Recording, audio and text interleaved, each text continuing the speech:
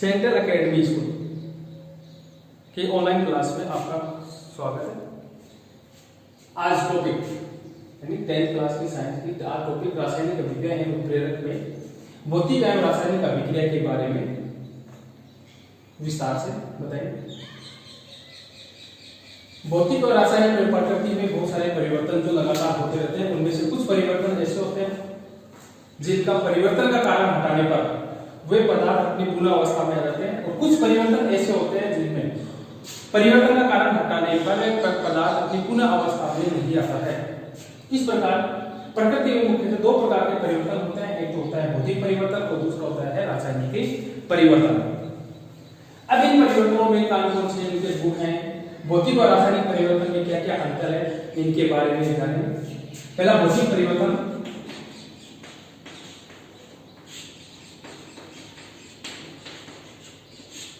और दूसरा है आपके रासायनिक परिवर्तन।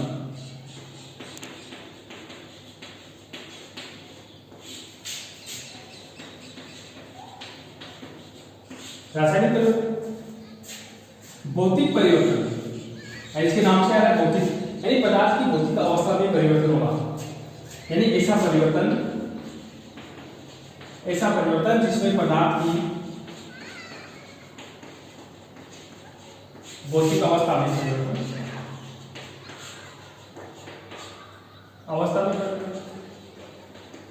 यानी इसके भौतिक गुणों में परिवर्तन, यानी इसका अवस्था है, रंग है, गंध है, ये परिवर्तित हो जाते हैं, ये परिवर्तन होता है।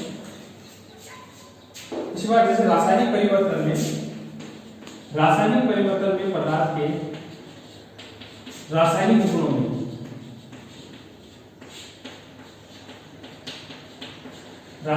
में परिवर्तन होता है।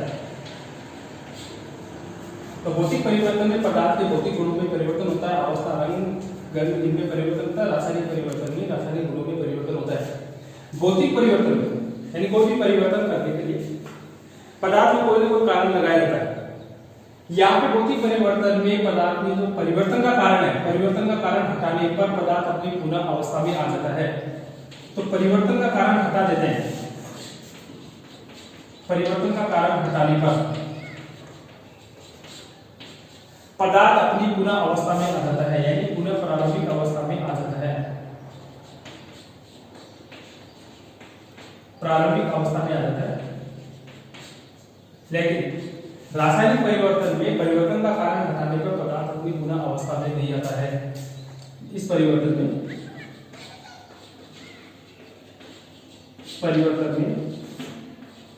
परिवर्तन का कारण हटाने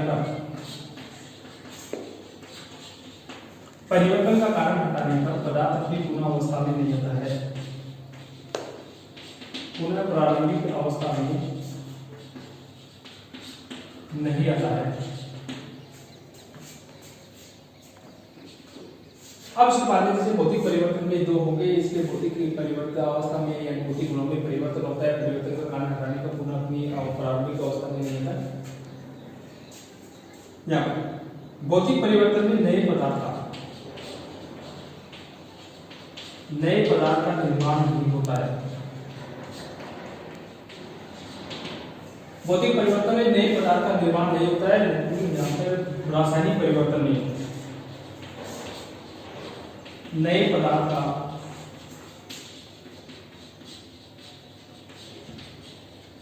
निर्माण होता है। इसके बाद भौतिक परिवर्तन कैसा होता है? उत्क्रमणीय, भौतिक परिवर्तन उत्क्रमणीय होता है,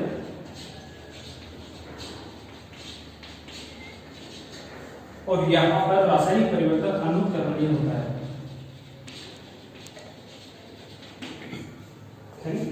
भौतिक परिवर्तन में एक पदार्थ दूसरे इसका जैसे अवस्था परिवर्तित हो जाती है। जैसे हम उदाहरण देखें, जल से बर्फ बन जाती है,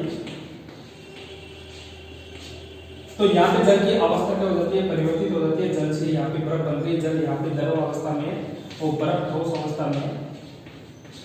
अब यहाँ पे जल से बर्फ बनने पर यहाँ पे परिवर्तन का कारण क्या है, यहाँ पे जल को क्या करते हैं, जमा देते हैं। तो यहाँ पे जल बर्फ में बन जाता है, द्रव से ठोस में बदल जाता है। तो यहाँ पर परिवर्तन के कारण हटाने पर ये बर्फ वापस जल में बदल जाती है। ये उत्क्रमण प्रकार का होता है। यहाँ पर एक बार नया पदार्थ बन जाता है तो वापस वही पदार्थ नहीं प्राप्त कर सकते, अनुत्क्रमणीय है। जैसे आप कोयले को जलाते हैं या कागज को जलाते हैं, तो कोयले को जलाने के बाद में जो कार्बन डाइऑक्साइड प्राप्त होती है उससे वापस हम कोयला नहीं प्राप्त कर सकते। तो ये क्या हो गया, अनुत्क्रमणीय प्रकार का होता है। अब दिखाऊंगे खाना तो उसके बाद भौतिक परिवर्तन अस्थायी होता है। भौतिक परिवर्तन अस्थायी होता है और रासायनिक परिवर्तन होता है स्थायी। यानी पदार्थ में एक बार परिवर्तन हो जाने के बाद में पदार्थ वापस नहीं बदलता है, तो ये रासायनिक परिवर्तन क्या होता है, एक प्रकार का स्थायी परिवर्तन है। पहला टॉपिक है आपका भौतिक परिवर्तन, भौतिक एवं रासायनिक परिवर्तन। ये 10th क्लास के आपके चैप्टर नंबर 6 जो आपके एग्जाम में 3 मार्क्स का चैप्टर है, इसमें से 3 नंबर का क्वेश्चन आता है। यहाँ पे इस चैप्टर में जैसे सबसे पहला टॉपिक है आपके भौतिक एवं रासायनिक परिवर्तन। भौतिक और रासायनिक परिवर्तन को देखने से पहले यानी प्रकृति में बहुत सारे परिवर्तन ऐसे हैं जो लगातार हम भी देखते हैं। यानी बहुत सारे परिवर्तन हैं, जैसे दूध से दही का जमना है, उसके बाद में कागज के टुकड़े करना है, सब्जियों को काटना है, सब्जियों को खराब होना है। ये बहुत सारे परिवर्तन हम प्रकृति में आप देखते हैं। यानी हमारे दैनिक जीवन में बहुत सारे परिवर्तन ऐसे हैं जो हम देखते रहते हैं। वही परिवर्तन यहाँ उसमें से कुछ परिवर्तन ऐसे होते हैं जिनमें परिवर्तन का कारण हटाने पर पदार्थ अपनी पुनः अवस्था में आ जाता है, और कुछ परिवर्तन ऐसे होते हैं जिनमें परिवर्तन का कारण हटाने पर पदार्थ अपनी पुनः अवस्था में नहीं आता है। तो इस आधार पर प्रकृति में 2 प्रकार के परिवर्तन होते हैं, भौतिक एवं रासायनिक परिवर्तन।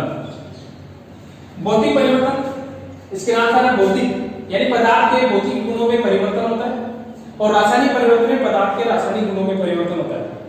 तो अब इनमें भौतिक और रासायनिक परिवर्तन में क्या क्या पदार्थ के कौन से गुणों में परिवर्तन होता है, उन दोनों परिवर्तनों में क्या क्या अंतर है, इसके बारे में अध्ययन करेंगे। तो यहाँ पे भौतिक परिवर्तन यानी इस प्रकार के परिवर्तन में पदार्थ के भौतिक गुणों में जैसे अवस्था है, रंग है, गंध है, ऐसे गुणों में परिवर्तन होता है, लेकिन पदार्थ के रासायनिक गुणों में कोई परिवर्तन नहीं होता है। इसके विपरीत हम देखें, जैसे रासायनिक परिवर्तन में पदार्थ के रासायनिक गुणों में परिवर्तन होता है, यानी अर्थात पदार्थ का जो रासायनिक संगठन है वो बदल जाता है। भौतिक परिवर्तन में रासायनिक गुणों में परिवर्तन नहीं होता है, लेकिन रासायनिक परिवर्तन में पदार्थ के रासायनिक गुणों में यानी उसका रासायनिक संगठन बदल जाता है।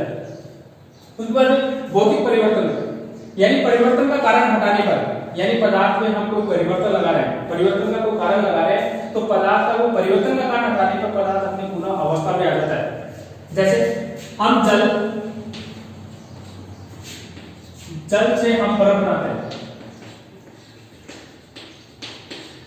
जल ना, इसी बर्फ को हम परिवर्तन का कारण हटा देते हैं तो बर्फ क्या होती है, वापस जल में बदल जाती है। उसके बाद जैसे जल को हम गर्म करते हैं तो जल किस में बदल जाती है, वाष्प। और परिवर्तन का कारण हटाने पर जिसे हम कहते हैं संघनन, यानी वाष्प के द्वारा वापस जल प्राप्त हो जाता है। तो परिवर्तन का कारण हटाने पर जैसे जल में परिवर्तन हुआ, जल से जैसे बर्फ से जल से वापस क्या बनी यहाँ पर वाष्प, तो परिवर्तन का कारण हटाने पर बर्फ से वापस जल प्राप्त हो जाता है, और वाष्प से बर्फ से वापस जल और जल वाष्प से वापस जल प्राप्त हो जाता है। यानी परिवर्तन का कारण हटाने पर जल अपनी पुनः अवस्था में आ जाता है। या फिर जल द्रव अवस्था में, बर्फ है ठोस, वाष्प गैस अवस्था में, तो यहाँ पे अवस्था में परिवर्तन होगा। उसके बाद में यह परिवर्तन अस्थायी परिवर्तन होता है। यहाँ पे जैसे हम सामान्य उदाहरण देखें, जैसे जल से बर्फ बन गया, यहाँ पे अवस्था बदल गई, तो यहाँ पे बर्फ बदलना है वो क्या होगा आपके अस्थायी है, क्योंकि यहाँ पे परिवर्तन का कारण हटाने पर वापस बर्फ जल में बदल जाती है। तो ये भौतिक परिवर्तन अस्थायी प्रकार का परिवर्तन होता है। भौतिक परिवर्तन में नए पदार्थ का निर्माण नहीं होता है, भौतिक परिवर्तन में नए पदार्थ का निर्माण नहीं होता है। अब इसमें जैसे रासायनिक परिवर्तन देखें, इस परिवर्तन में परिवर्तन का कारण हटाने पर पदार्थ अपनी पुनः अवस्था में नहीं आता है। यानी परिवर्तन का कारण, यानी जैसे हम उदाहरण देखें, कोयला, कोयले को जलाते हैं तो जलने के लिए ऑक्सीजन, तो यहाँ पे गैस बनती है कार्बन डाइऑक्साइड।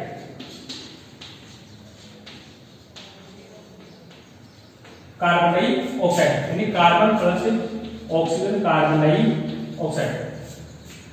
तो यहाँ पे कार्बन को जलाते हैं तो कार्बन डाइऑक्साइड प्राप्त होती है। तो यहाँ पे कार्बन डाइऑक्साइड गैस से वापस हम कोयला यानी कार्बन नहीं प्राप्त कर सकते, इसलिए यहाँ पे नए पदार्थ का निर्माण होता है। यानी नए पदार्थ के निर्माण में पहले वाले पदार्थ का रासायनिक संगठन क्या होता है, भिन्न भिन्न होता है। नए पदार्थ बनने के कारण यहाँ पे रासायनिक परिवर्तन स्थायी प्रकार का परिवर्तन होता है, जैसे कोयले का जलना। तो भौतिक परिवर्तन में यानी जैसे इसको उदाहरण देखें, जल से बर्फ का बनना है, सोने का पिघलना है, ऊर्ध्वपातन है। यानी ऊर्ध्वपातन यानी ठोस से सीधे गैस, गैस से सीधे ठोस में बदलना, यानी बीच में यहाँ पे द्रव्य अवस्था प्राप्त होती है, तो ये इसे कहते हैं हम ऊर्ध्वपातन। ये परिवर्तन भौतिक परिवर्तन के उदाहरण, बहुत सारे उदाहरण है भौतिक परिवर्तन के हम सामान्यतः देखते हैं। इसमें अवस्था में परिवर्तन होता है, जैसे आप गेहूं से आटा बनाते हैं या इसके बाद में कागज के टुकड़े करते हैं, लोहे को पिघलाते हैं, तो ये बहुत सारे परिवर्तन जो भौतिक परिवर्तन हम प्रकृति में देखते हैं। इसके विपरीत हम जैसे रासायनिक परिवर्तन में जैसे हम कोयले को जलाते हैं, कागज को जलाते हैं, दूध से दही का बनना है, भोजन का खराब होना है, सब्जी का खराब होना है, ये सारे परिवर्तन आते हैं रासायनिक परिवर्तन में। ये सारे परिवर्तन हम बहुत इसमें प्रकृति में हम दैनिक जीवन में भी देखते हैं। यानी रासायनिक समीकरण देखने से पहले हमने इससे पहले भौतिक व रासायनिक परिवर्तन के बारे में पढ़ा था। यानी भौतिक परिवर्तन, रासायनिक परिवर्तन में क्या क्या परिवर्तन होते हैं पदार्थ के, इसके बारे में अध्ययन कर लिया था। इसके बाद में अगला टॉपिक आता है रासायनिक समीकरण। यानी रासायनिक परिवर्तन में जो पदार्थ के रासायनिक गुणों में परिवर्तन होता है उसे हम रासायनिक अभिक्रिया कहते हैं।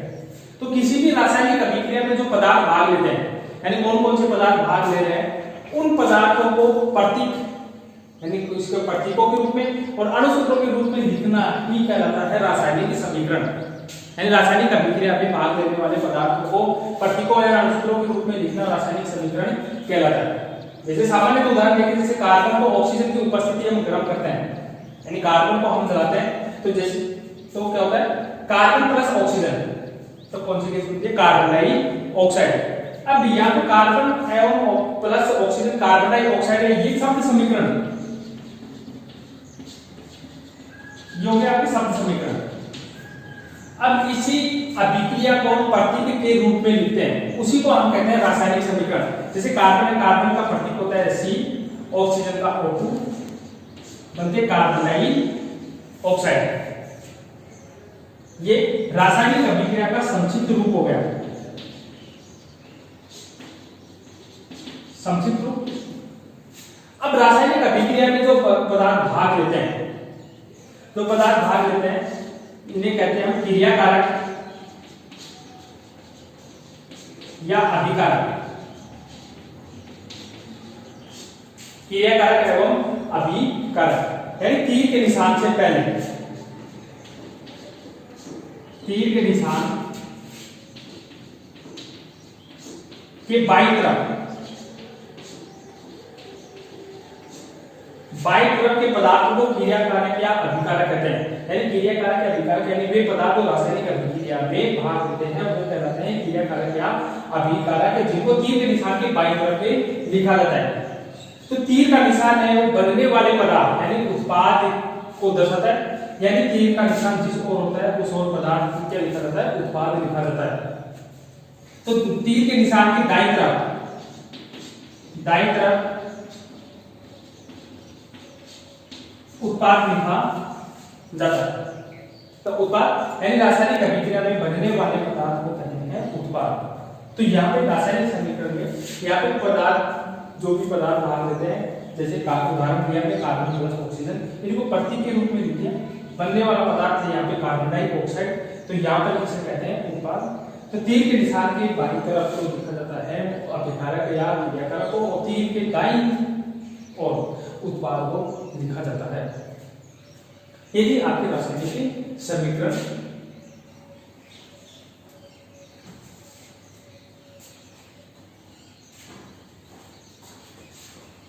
नेक्स्ट टॉपिक बोल गए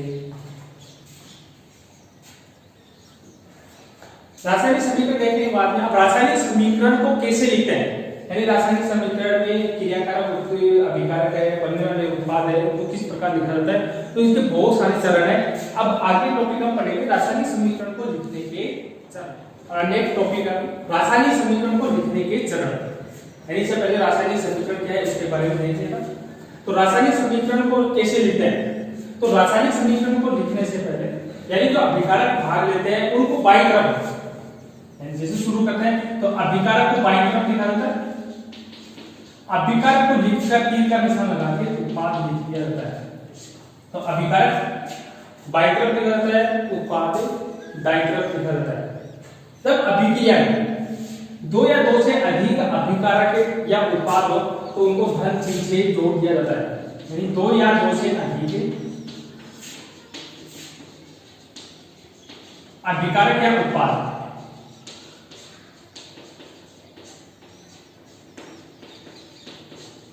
या उत्पाद हो तो उनको धन चिन्ह से जोड़ देते हैं,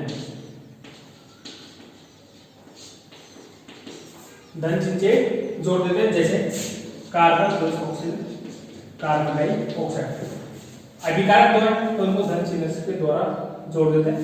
रासायनिक अभिक्रिया में एक नियम होता है द्रव्यमान संरक्षण का नियम। द्रव्यमान संरक्षण का नियम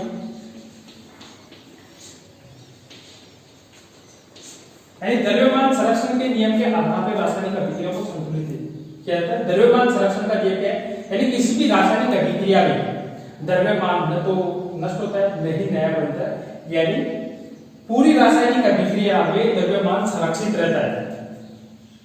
ये भी बोल सकते हैं यानी रासायनिक अभिक्रिया में अभिकारक और उत्पाद में परमाणुओं की संख्या समान होती है तथा द्रव्यमान संरक्षण के नियम के आधार पर रासायनिक समीकरण को संतुलित किया जाता है। अब रासायनिक अभिक्रिया में अभिकारक और उत्पाद को संतुलित करने के लिए, अभिकारक जो है उत्पाद को संतुलित करने के लिए अभिकारक में और उत्पाद में परमाणुओं की संख्या को घटा व बढ़ा सकते हैं। तो रासायनिक समीकरण में अभिकारक व उत्पाद में परमाणुओं की संख्या को घटा भी सकते हैं और बढ़ा भी सकते हैं, यानी रासायनिक समीकरण को संतुलित करने के लिए इनकी संख्या को घटा बढ़ा सकते हैं।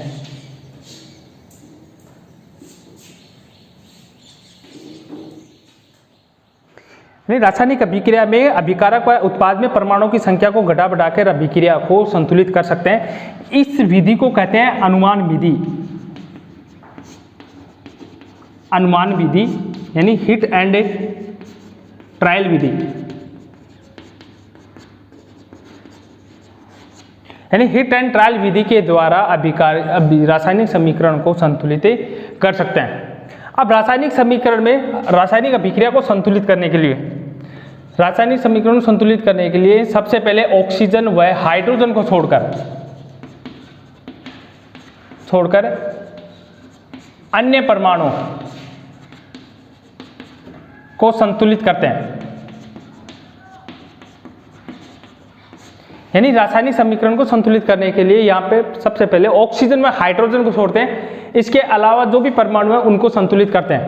जैसे एग्जाम्पल है C3H8 प्लस ऑक्सीजन, इसका नाम है प्रोपेन। यहाँ पे बनते कार्बन डाइऑक्साइड गैस और जल। उदाहरण प्रोपेन को हम ऑक्सीजन की उपस्थिति में जलाते हैं तो कार्बन डाइऑक्साइड गैस और जल प्राप्त होता है। अब इस रासायनिक अभिक्रिया को संतुलित करते हैं तो सबसे पहले ऑक्सीजन व हाइड्रोजन को छोड़कर जो भी तत्व है उसको संतुलित करते हैं। तो यहाँ पे ऑक्सीजन हाइड्रोजन छोड़ दिया तो सबसे पहले यहाँ पे कार्बन परमाणु की संख्या को संतुलित करते हैं, कार्बन परमाणु को संतुलित करते हैं। तो यहाँ पे कार्बन अभिकारक में कार्बन के परमाणु की संख्या 3 है लेकिन उत्पाद में 1 है, तो यहाँ पे उत्पाद की ओर कार्बन के परमाणु की संख्या को बढ़ा देते हैं। तो यहाँ पे C3H8 ऑक्सीजन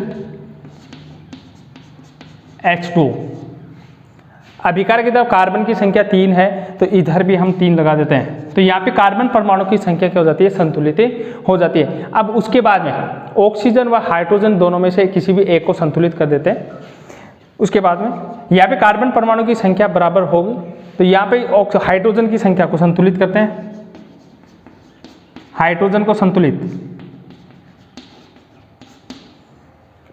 तो अभिकारक की तरफ हाइड्रोजन परमाणु की संख्या है 8 लेकिन उत्पाद की तरफ है हाइड्रोजन परमाणु की संख्या 2। तो हाइड्रोजन को संतुलित करने के लिए C3H8 oxygen O2 3CO2 H2O। यहाँ पे हाइड्रोजन परमाणु की संख्या 8 है, इधर उत्पाद की तरफ 2 है, तो इससे पहले हम 4 लगा देते हैं। तो यहाँ पे हाइड्रोजन परमाणु की संख्या कितनी होगी, 4 दूनी 8, और यहाँ पे हाइड्रोजन परमाणु की संख्या है 8। कार्बन व हाइड्रोजन की संख्या बराबर होने के बाद में ऑक्सीजन के परमाणु की संख्या देखते हैं। ऑक्सीजन के परमाणु की संख्या यहाँ पर 3 दूनी 6 और यहाँ पे 4, 6 और 4 कितने हो गए 10, और अभिकारक की तरफ संख्या है 2। तो ऑक्सीजन को संतुलित करने के लिए ऑक्सीजन को संतुलित करते हैं, तो यहाँ पे देखो C3H8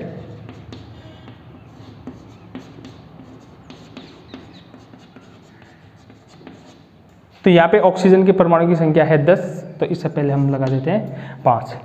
तो इस प्रकार रासायनिक अभिक्रिया क्या हो जाती है, संतुलित हो जाती है। तो यहाँ पे कार्बन परमाणु की संख्या 3 है, अभिकारक में भी 3 है, उत्पाद में भी 3 है, और हाइड्रोजन की संख्या है 4 दूनी 8, यहाँ पे भी 8 है। ऑक्सीजन परमाणु की संख्या है 5 दूनी 10, और यहाँ पे भी कितनी है, यहाँ पे 10। इस प्रकार रासायनिक अभिक्रिया क्या हो जाती है, संतुलित हो जाती है। रासायनिक अभिक्रिया को संतुलित करने के बाद में रासायनिक अभिक्रिया में जो भी अभिकारक व उत्पाद भाग लेते हैं, तो वो कौन कौन सी अवस्था में, उनकी अवस्था को लिखते हैं। यानी पदार्थ ठोस अवस्था में तो S लिखते हैं, द्रव अवस्था में तो L लिखते हैं, गैसीय अवस्था में तो G लिख देते हैं, और जलीय अवस्था में तो AQ लिख देते हैं।